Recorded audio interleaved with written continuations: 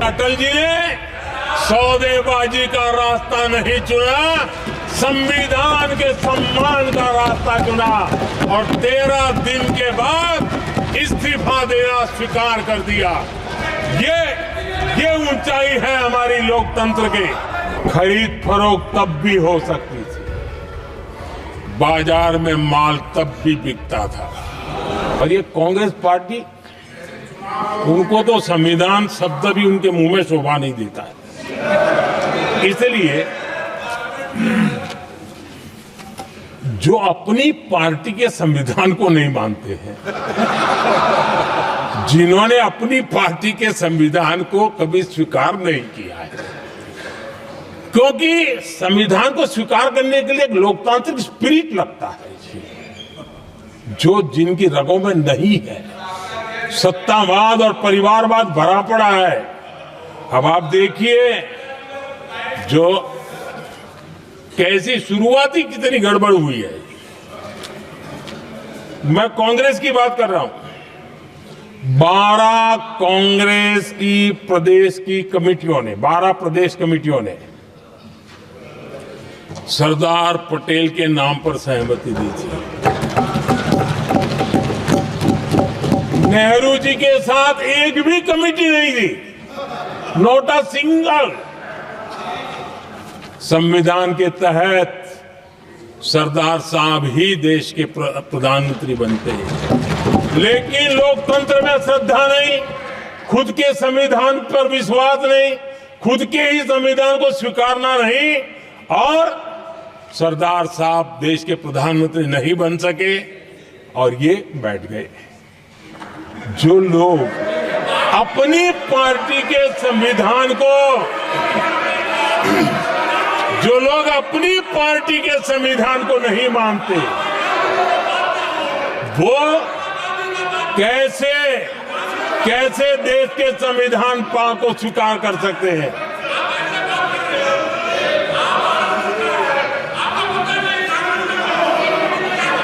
आदरणीय सभापति जी, जो लोग संविधान में लोगों के नाम ढूंढते रहते हैं, मैं जरा बताना चाहता हूं। कांग्रेस पार्टी के एक अध्यक्ष हुआ करते थे और वो अति पिछड़े समाज से आते थे। अति पिछड़े, पिछड़े भी नहीं, अति पिछड़े समाज से आते हुए उनके अध्यक्ष श्रीमान सीताराम केसरी जी, कैसा अपमान किया गया।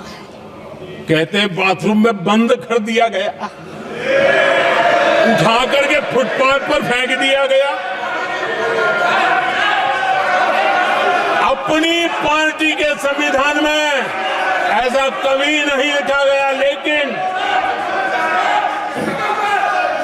अपनी पार्टी के संविधान को न मानना, लोकतंत्र की प्रक्रिया को न मानना, और पूरी कांग्रेस पार्टी पर एक परिवार ने कब्जा कर लिया, लोकतंत्र को नकार दिया। आदरणीय सभापति जी,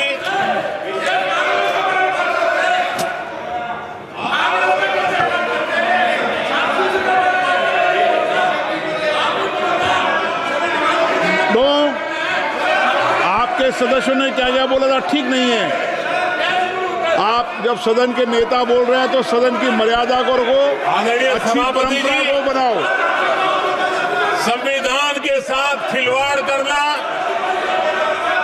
संविधान के स्पिरिट को तहस नहस करना, ये कांग्रेस की रगों में रहा है। हमारे लिए संविधान, उसकी पवित्रता, उसकी शुचिता हमारे लिए सर्वोपरि है। और ये शब्दों में नहीं है, जब जब हमें कसौटी पर कसा गया है, हम तप करके निकले हुए लोग हैं। मैं उदाहरण देना चाहता हूं। 1996 में सबसे बड़े दल के रूप में भारतीय जनता पार्टी जीत करके आई। सबसे बड़ा दल था और राष्ट्रपति जी ने संविधान की भावना तहत सबसे बड़े दल को प्रधानमंत्री के शपथ के लिए बुलाया और 13 दिन सरकार चली।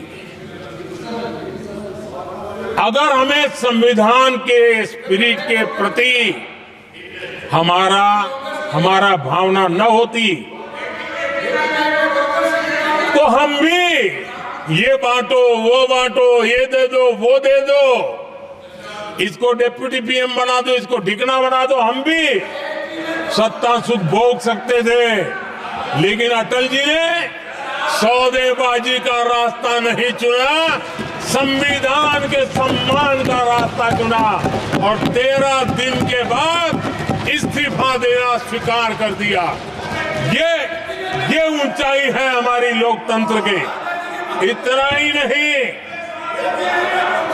1998 में एनडीए की सरकार थी, सरकार चल रही थी, लेकिन कुछ लोगों को हम नहीं तो कोई नहीं, ये जो एक परिवार का खेल चला है, अटल जी की सरकार को अस्थिर करने के लिए खेल चले गए। वोट हुआ, खरीद फरोख्त तब भी हो सकती थी, बाजार में माल तब भी बिकता था, लेकिन संविधान की भावना के प्रति समर्पित अटल बिहारी वाजपेयी जी की सरकार ने एक वोट से हारना पसंद किया, इस्तीफा दिया, लेकिन असंवैधानिक कोई कृत्य नहीं किया।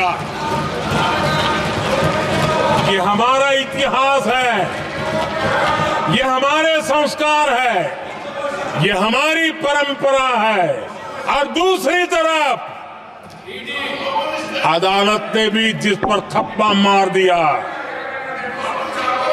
कैश फॉर वोट का कांड, एक लघुमती सरकार को बचाने के लिए संसद में नोटों के ढेर साक्ष्य के रूप में रखे गए, असंवैधानिक तरीका। सरकार बचाने के लिए भारत के लोकतंत्र की भावना को बाजार बना दिया गया।